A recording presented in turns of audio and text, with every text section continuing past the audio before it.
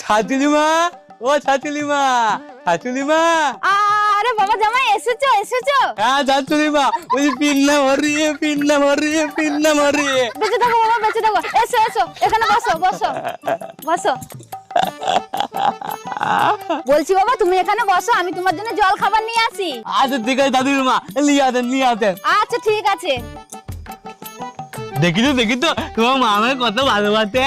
তা ভালোবাসবে না, একমাত্র জামাই তুমি।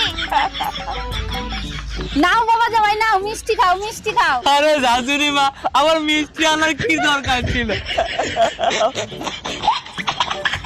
খাও খাও খাও।